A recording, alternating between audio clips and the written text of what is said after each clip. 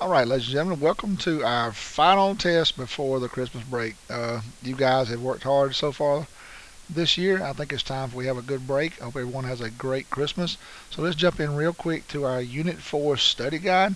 Remember, Unit 4, we are dealing with functions, relations, talking about the domain and ranges of a set of ordered pairs, and we're also comparing graphs and describing graphs in various ways, verbally or graphically. Okay, and as a table. So let's look at some of our problems on our study guide. All right. So our first problem wants to know which relation is a function, and it wants to know why. So remember, the definition of a function is a set of ordered pairs with no element in the domain. And if you'll remember, the domain are nothing but the x values in a set of ordered pairs. So no element in the domain can repeat. So remember, we're not looking for a number to repeat. We're not worried about this backside. We're not worried about the y. So remember, the domain are the first numbers and the range are the second numbers. So we're looking for the x numbers. So remember, we talked about is the quickest way to do this is to just circle the first number. And then we're going to compare what we have circled. Well, if I circle this first one, the numbers in my domain are -1, -2, 0, and -2. Well, automatically I see right here this -2 is going to repeat. So this one is not a function. Okay, because the 2 repeats. Let's check the other one and see real quick. So if we circle the -2, circle the 0, circle the 1, and circle the 2, well, I have 4 different number circles, so this one is a function. Excuse me, just let me fix this. This one is a function because remember, as we just said our definition, in a function the domain cannot repeat, and in this case none of them did repeat. Alright, now let's talk about a graph. So which one of the graphs represents a relation that is not a function of x? Remember, I told you this is just a fancy way of them asking you which one of these is not a function. And remember, to do this one, we're going to do something called the vertical line test. Remember, where we take a piece of paper and we just kind of pull it across and we look to see if a vertical line touches. If I draw a vertical line, will it touch the graph line in more than one place at the same time? Well, if I look at this one, if I start going across here, let's just do like we did in class. If I start going across and I look as I keep going, the only place that this one's touching is at one place all the way across. If I stop it, it's only touching right here. And the same thing, if I stop it, it's only touching here. So as I go across, that one is a function. Okay, so this one is a function. Let's keep going. If I go to graph B, here's my graph line coming in right here. So as I go, let's just watch it and see if it ever touches twice. Well, as I go across, and I can go back and forth, every time I stop it, it's only touching in one place. It's not touching that graph line in 2 places. So this one is a function. Let's try graph C. So as I go across, all right, here's the line. So it's just kind of waving here. So let's see, does it ever touch twice? As I go across, nope, this one never touches twice. So that one is a function. Okay, so this one is a function. Let's go on across to the last graph. And before I even move in anywhere across this, I can see right here it's touching in 1, 2, 3, 4 places. So automatically this one is the non-function because it fails the vertical line test. And remember, you don't have to use a piece of paper. You can actually use, if you have a graph, use the vertical lines on your graph. Use the y-axis here. Just remember, this is the y-axis as well. All of these vertical lines are y-axis. So just check and make sure none of your vertical lines are touching the graph line in more than 2 places. And again, as you can see here, this one is touching in several places. Okay? All right, fill in the blank. A relation is blank a function, and a function is blank a relation. So kind of remember, we talked about, we set up this hierarchy. Remember, we said everything is a relation. Y'all excuse my pen, you know it's not doing like it's supposed to. Just a second, hold on, let me fix this. Remember, we said everything is a relation.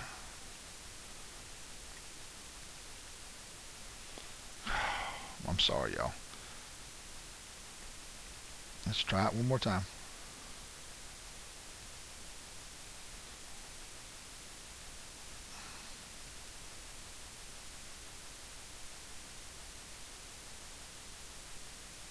Everything is a relation.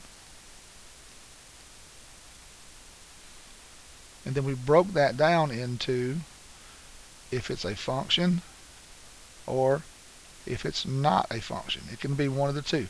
So when I look at this, a relation is not always a function because it can be a non-function. So a relation is sometimes, let's just put in the letter.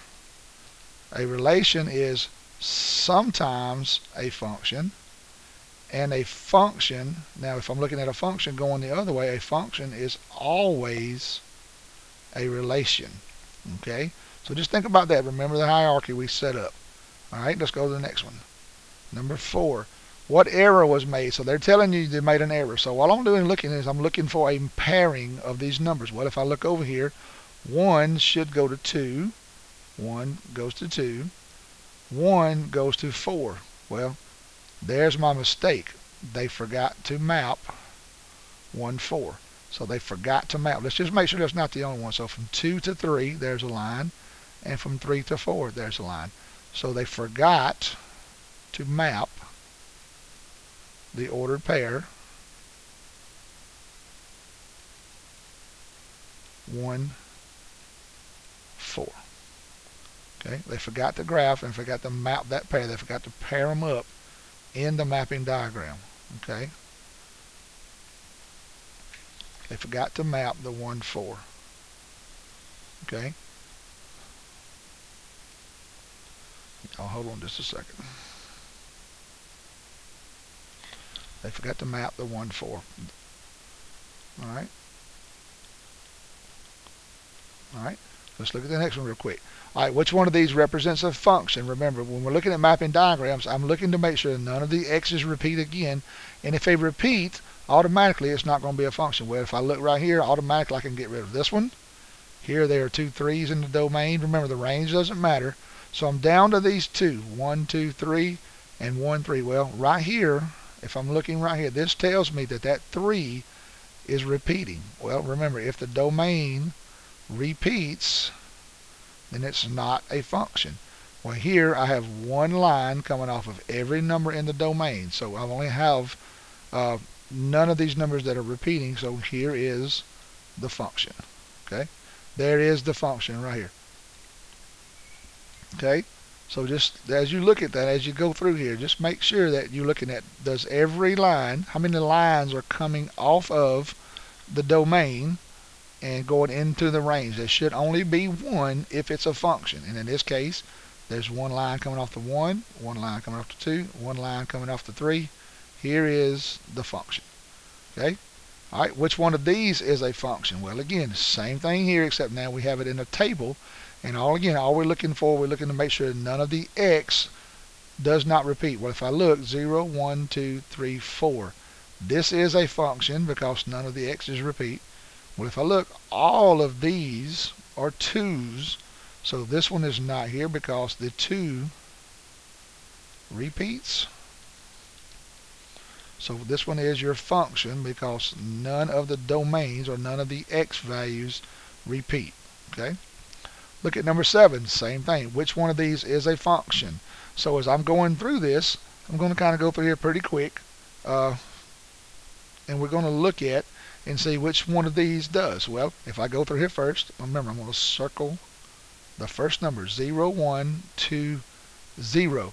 This one is not a function because the 0 repeats. All right, let's go to the next one. 0, 0, 0, 0. In this case, all of my domains are 0. So this one is not a function, again, because the 0 repeats. Okay, what about this one? 0, 0, 1, 0. Well, again, this is not a function because the 0 repeats. So let's just make sure for this one. 0, 2, 4, 6. None of my numbers that are circled are the same number, so this one is the function. Okay? All right. Let's go down to the next one. Which one of these represents y as a function of x? Again, that's just a fancy way of saying the same thing the other one did. Which one is a function? Well, if I look right here, I have a 10 repeating and I have a 20 repeating, so that's not a function. Well, all of these are 4s. That's not a function.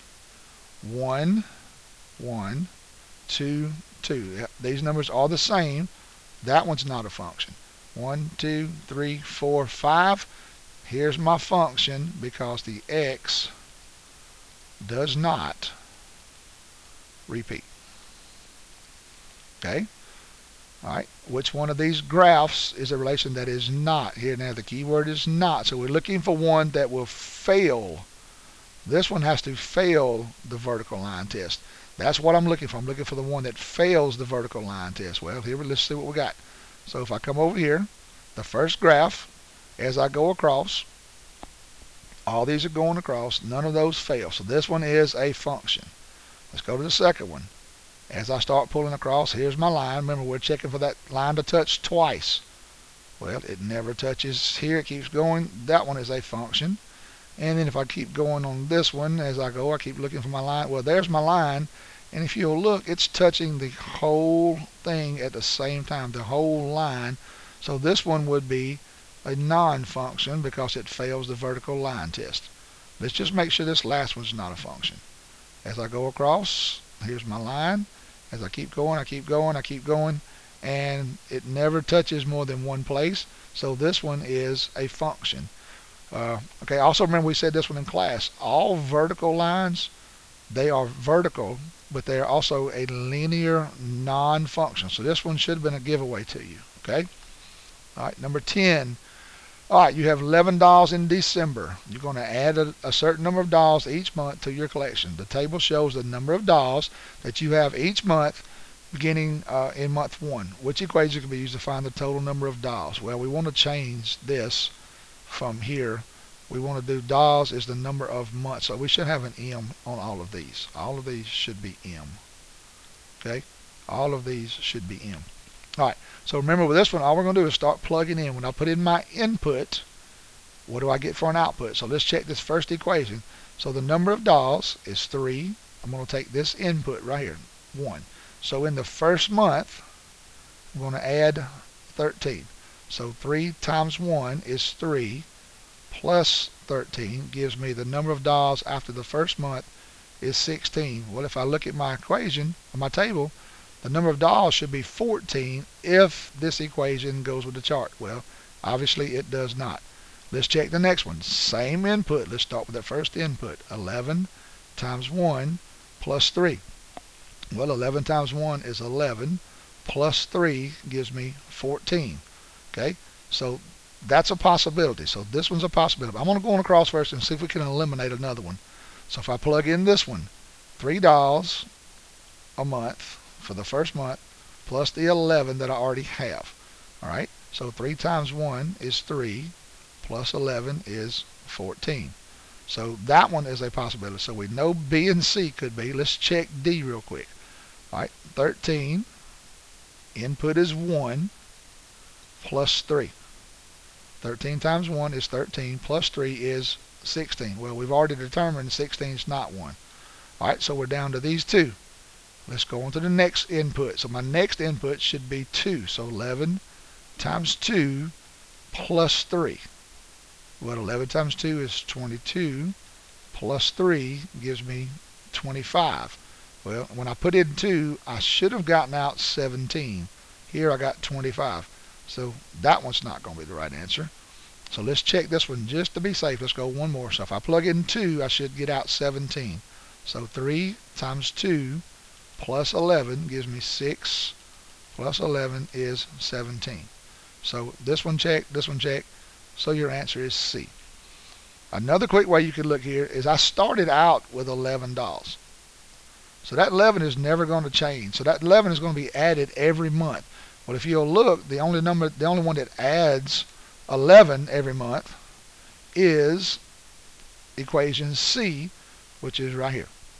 But the best way to do it is just to plug them in until you find the one that matches, and then there's your answer. Okay? All right, let's look at number 12. Use this table. up here we're looking at carnival rides. Which one of the following matches the table? Well, again, just start putting them in. This is going to be your X. This is going to be your Y, your input and your output. When we talked in class, this is my tickets, this is my numbers that's going to change, and this is going to be my output. Okay, so let's just see. If I put in 1 plus 1, I get out 2. Well, I should have gotten 3, so it can't be that one. Let's try this one. 1 plus 2 gives me 3. So that's a possibility because I did get out of 3. Let's check this next one. This one says when I multiply 2 times my input, I should get 2, but here I should get 3, so it can't be that one. Let's try the last one. Here it says $3 per ticket gives me 3. Well, that's a possibility because if I put in 1, I got out 3. So let's go check the next input. So I have 2 plus 2 gives me 4. Well, there we go. Let's go check the next one over here. 3 times 2 gives me 6. I should have got 4, but I got 6, so that one's gone. There's my answer. Okay, so let's graph it real quick. All right, so remember, pay attention to this because on the test, I don't know if they're going to try to trick you or what. But remember, this y-axis is price. So make sure you don't let them trick you and swap your variables up. So price is going to be here, and the number of tickets is going to be down here. So we're going to graph this. So as I start out, if I have 1 ticket, when x is 1, y is 3. So when x is 1, y is 3. When x is 2, y is 4. When x is 3, y is 5. And when x is 4, y is 6. All I did was take these numbers and put them down here, and I started graphing them. Okay, and that's all we need to work on. These is just look at which graph has these numbers in it. Okay, and notice it says on here you'll have 4 graphs, so you'll have 4 to look at. Just start finding the numbers that match. All right, so it'd be kind of like this problem right here. Take the table, match the graph. So if I look, which graph matches the table? Well, the first thing I'm going to check, let's find this pair first. Let's see which graphs have this. Let's see if we can eliminate anything. When x is 0, y is 2. So I should have a dot here. I don't, so we know it can't be that one. Let's try this one. Well, when I start here, it crosses here in the same place. Can't be that one.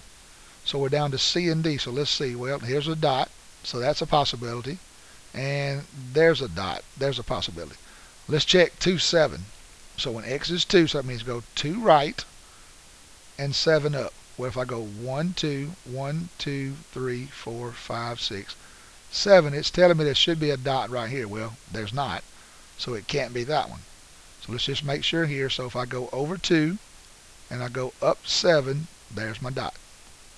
Okay, the next one is really off the graph, so here's your answer here. So you've eliminated those 3 by just looking at the points. Okay, that makes sense? All right, good. Let's go to the next one. Which one of these matches the table? So again, these problems are all the same. All you're going to do is start plugging them in. Remember, this is your X, this is your input, this is your output. Okay, so let's put them in. So if I start right here, let's start with the very first one. So here's A. Okay, so -2 times -2 should give me a +4, which it does. All right, so that's a possibility. Let's go to the next one. Let's go to B. So here's B. So I have -3 times -2. Well, -3 times -2. Well, when I do that, if I plug that in, I get +6. Well, I should have got out a +4, so it can't be B, right? It can't be B, so we can eliminate B. Let's check C. We have a parentheses, so we have, y'all, I'm sorry about this pen, I don't know what it's doing. Okay, so we have 2 times -2 squared. Well, 2 times -2 is -4, right? And if we square that, remember on your calculator, if it's a negative number, you have got to put it in parentheses on our calculators or it'll give you the wrong answer. But if I square that, that means -4 times -4, which is a +16. So when I put in -2, I got out 16 and should have got out 4. So it can't be C. So let's go check D right quick. do we have the output is equal to the input squared. So let's put in here T equals W squared. Well, let's plug in the -2. -2. So remember, it's a negative number. With our calculators, you've got to put it in parentheses. So I should get out a +4, which is what I did. So we have two possibilities. We have two possibilities, A and D. Let's go to the next one. The next input, well, on the both of them is going to be 0. So we really can't use the next pair. So let's go to the next input, which will be a +2. Well, in this case, we have -2 times a +2, which gives me a -4. Well, when I put in that number, I should have gotten out a +4. So really, this one is gone as well. And let's check one more time over here. Let's just make sure we know these three are gone. So that one's out, that one's out, that one's out. Let's check the next one. So if I plug in a +2, I should get out a +4. So when I plug in T equals 2 squared, which is my input, I get T equals 4. So there it is. So here's my answer. So my answer here is D. The value of x squared gives me y, or in this case, the value of w squared gives me t. Okay? All right, I think you're getting the hang of this, but let's go ahead and do another one. So here we go. We got A. If I plug in A, I'm going to take the input, plug it into each one. So here is A. So let's go with y equals 2 times this value of 2, -2, minus 9. Well, I have 2 times -2 is -4. Minus 9 gives me -13. So that's a possibility, because when I put in -2, I did get out 13. All right. Let's go with B. So we have B. Y equals 5 times -2. 5 times -2 minus 3 gives me -10 minus 3, which gives me -13. So that's a possibility. Let's check C. Okay, if I check C, I put in my equation y equals 8 times -2. Again, all I'm doing is taking this equation and I'm substituting in the value of my input. Okay, minus 3. Well, I have -16 minus 3. If you remember your integer rules, signs are the same, so we have to add and keep. So that's going to give me -19. Well, it should have been -13. So C is out of the picture. Let's try D. Y equals 4 times the value of x plus 1. Well, 4 times -2 is a -8. Plus 1 gives me -7. Well, again, I should have got -13, so D is gone. So we're left with A and B. So let's go over here. Let's plug in our next one. This one ought to give it to us right here.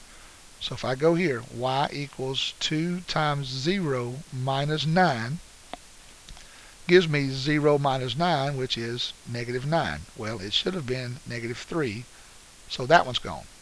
So let's just make sure they didn't make a mistake, and let's make sure B is okay. So y equals 5 times -2 minus 3. I'm sorry, we already did that one. Let's go 5 times 0, right? My input is 0, correct? All right, so my input is 0.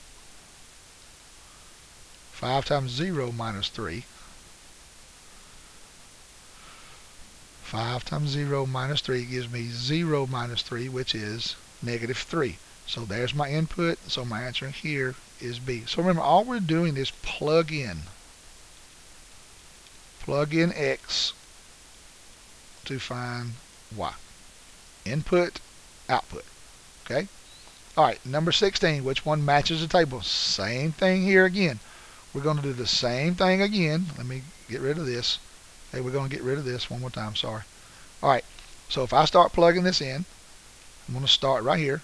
Start with the first one. If I plug in a 4, 4 times 4, so if I do A, 4 times 4 gives me 16. Well, it should be 8, so it can't be that one. Let's check B. Okay, so 1/2 times 4, because my input is X, is going to give me 2. It should be 8, so it can't be B. Here's C. All right, 1/4 of 4. Well, if I put in 1/4 of 4 in my calculator, I'm going to say 1 times 4 is 4 over 4 times 1. That's going to give me 1. My output should be 8. Can't be that one. So we're down to hopefully the last one. So y equals 2 times the input. So 2 times 4 gives me 8. So that one worked. If I plug in 6, 2 times 6 is 12, 2 times 8 is 16, and 2 times 10 is 20. So my answer is D. All right, watch this one now. On your trip from the family to Disney World, okay, you made a trip to Disney World. The graph shows the distance you traveled per hour on the way to Disney World. On Tuesday, you drove home and you were 10 miles per hour slower on the trip home. How fast were you traveling on your home on the way to Sunday? Well, to know how fast you're coming home, you'd have to know how fast you are going there. Well, if I look on the way to Disney World, so this chart is telling me how fast I traveled on the way to Disney World. Well, in 1 hour, if I look, I went 50 miles. 2 hours, I went 100 miles. So I'm averaging on the way to Disney World. So on the way there to Disney World, I'm averaging 50 miles per hour. So all I did was find the 1 hour and how many miles did I go in an hour. So I went up and I went over till I hit the 50, right? All right, so on the way home, I drove 10 miles per hour slower. Well, on the way there, I was 50 miles. On the way back, I was 10 miles per hour slower. So on the way home from Disney World, we traveled 40 miles per hour. Okay, so again, all you do is find your average speed there and subtract what you did on the way home. All right, let's look at the last two problems. All right, which statement describes the function table? Again, this is what we're looking at. What are we doing? What is x is doing this, y is doing that. Well, if I start here and I go here, start at -10 to -1, what did I do? I added 1, I added 1, and I'm adding 1 each time I move. I'm adding 1 to the y value, okay? And then if I go here, as I'm adding here, if I go from 10 to 5, I subtracted 5, I subtracted 5, and I subtracted 5, and I subtracted 5. So if I'm reading this, as the x value goes down by 5 or decreases, the y value increases by 1.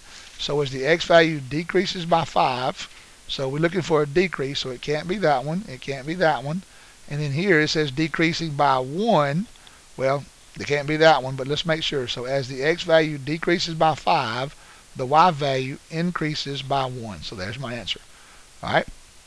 All right, last one. Which one describes the function represented by this graph? Well, if I look, here are my dots. Well, remember we talked about doing the t-chart. Okay, so if I look, if I do my t-chart, okay, this first dot is, if I start here, 1, 2, 3, 4, 5, 6, -6, -3, -3, -2, and then if I start here, I go 0, -1, and then this one is 1, 2, 3, 3, and then 6, 1. Well, if I start looking as I go from y value to y value, if I went from -3 to -2, I added 1 on each case, and sorry, this should be 3, 0, not 3, 3. Okay, so I added 1 each time, right? Well, here I'm subtracting 3 each time. So as the x value is decreasing by 3,